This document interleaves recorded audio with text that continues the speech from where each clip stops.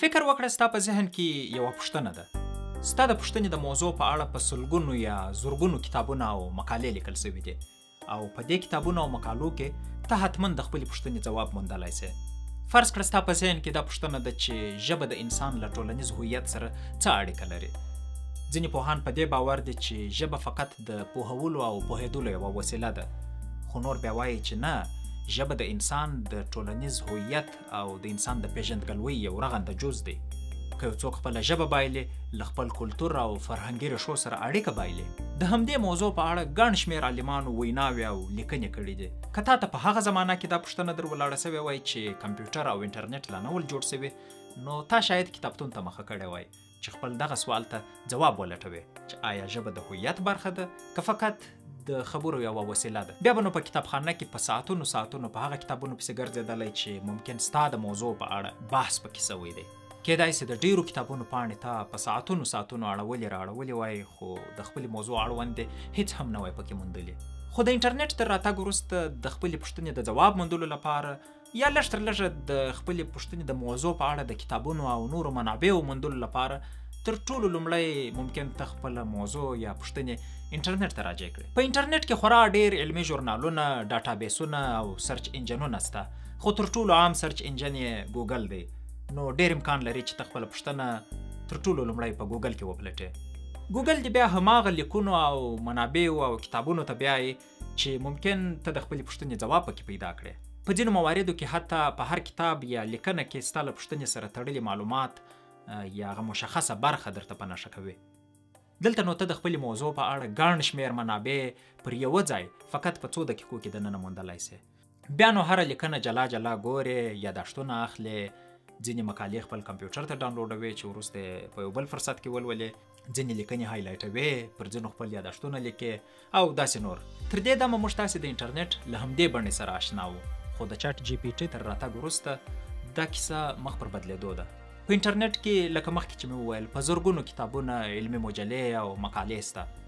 چټ جی پی ټي د هماغه کتابونو، مجلو او علمي مقالو څخه د راغونډ کړي علم پر اساس ستا پوښتنې ته یو جامع جواب درکوي. ګوګل ته کتابونو ته بیایي، خو چټ جی پی ټي داسې وګڼه لکه یو عالم چې دغه ټول کتابونه یې په خپله لوستي دي، بیا د هماغه علم په رڼا کې چې دی یې لري تا ته جواب درکوي. که لنډ ځواب غواړې لنډ ځواب درکوي، او که په دې اړه 3-4 مخه لیکنه غواړې هم یې درکوي.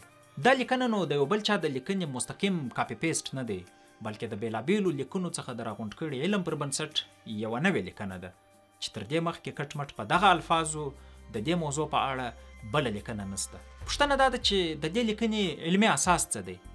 د دې لیکنې علمي اساس د زرګونو کتابونو، علمي مجلو او انټرنیټي پاڼو او مقالو څخه راغونډ شوي معلومات دي. د چټ جی پی ټي مصنوعي ځیرمنتیا په همدې معلوماتو ترزیق سوې او غني سوې ده. دا ټکنالوژي یوازې د څېړنو او لیکنو لپاره نه ده، د کارولو خورا ډېر نورې لارې چارې هم لري. وروسته به څه ناڅه پر وغږېږو، خو ما یې پر دې اړخ ځکه تمرکز وکړ چې له همدې برخې سره زما سر و کار دی. کنې چټ جی پی ټي څه ناڅه بنسټیز کوډینګ هم کولی سي. بل جالب کار یې دا دی چې فرض کړئ زه یوه اوږده لیکنه رااخلم او ورته وایم چې لنډیز یې فقط په 10 ټکو کې ماته ووایي. چټ جی پی ټي وایي پر دواړو سترګو دا د دې اوږدې لیکنې لنډیز دی. جی پی ټي ستاسې وړیا مشاور هم کیدای سي، د ډیرو پریکړو په کولو کې شاید ښې مشورې درکړي. دا وګورئ، زه مشوره ځینې غواړم چې د ښې لیکوالۍ په اړه 10 کتابونه راوښیه. د جی پی ټي ځواب دا دی. په دې لیست کې ځینې کتابونه یې ما لوستي دي. د لیکوالۍ په اړه دا د ویلیام زنسر یو بهترین کتاب دی.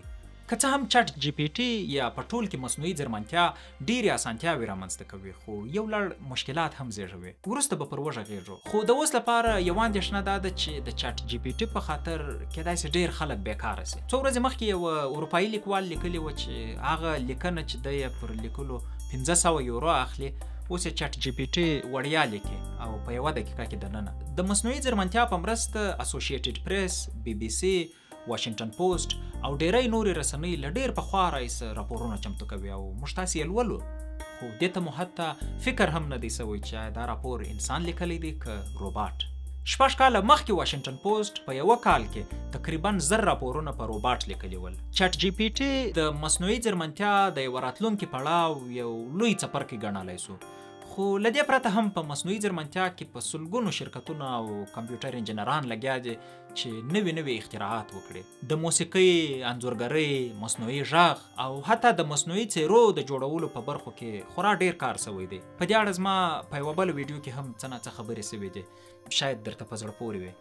بیرته به د ژبې او هویت موضوع ته راسو، چون د مورنۍ ژبو نړیواله ورځ ده او په دې اړه ما څه وخت مخکې د پوهنتون د یوې پروژې لپاره څه نه څه مطالعه او څېړنه کړې وه، نو هغه معلومات مې تر اوسه په ذهن کې تازه دي. ما د خپلې هماغه څېړنې عمده پوښتنې له چټ جي پي ټي سره شریکې کړې. جي پي ټي زما د موضوع په اړه ډېر زبردست معلومات له ماخذونو سره په لاس راکړل. که هغه وخت جي پي ټي وای کېدای شي زما کار یې ډېر اسانه کړی وای. اوس پوښتنه دا ده چې چټ جي پي ټي د پوهنتون استادانو ته یو لوی سرخوږی نه جوړوي؟ که زه د پوهنتون محصل اوسم او استاد مې د ژبې او هویت په اړه یوه مقاله راڅخه وغواړي، استاد به څه پوه سي چې دا لیکنه ما کړې ده که چټ جي پي ټي؟ له مودو راهیسه په نړیوالو پوهنتونونو کې د پلیجریزم یا د لیکنې د غلا د معلومولو لپاره ډېر پرمختللي سافټویرونه کارول کېږي او پلیجریزم یا په ساده ټکو ادبي غلا یا د کاپي پیسټ په علمي ډګر کې یو نه بخښل کېدونکی جرم دی او مرتکب یې شاید له پوهنتونه وشړل سي. خو مشکل دا دی چې چټ جي پي ټي د بل چا لیکنه نه درته کاپي کوي، نوې لیکنه درکوي چې د پلیجریزم یا په اصطلاح د ادبي غلا دغه سافټویرونه او ماشینان یې هم په اسانۍ نسي کشفولی. خو چټ جي پي ټي که هر څومره تکړه سي بیا هم روباټ دی. په لیکنه کې یو ځای نه یو ځای هغه د چا خبره خپل چم ځینې کېږي.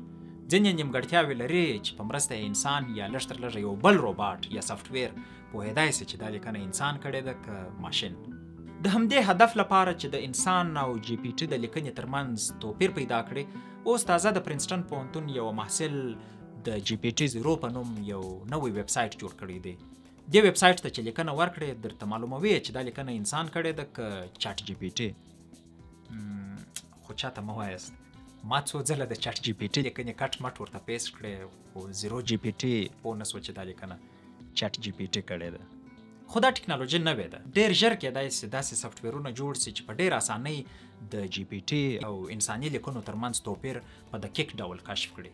خبره دا ده چې د نړۍ علمي کاروان په خورا چټکۍ پر مخ روان دی او بدبختانه موږ تاسې لا هم د یو امر ثاني په انتظار بې تابې ویده یو.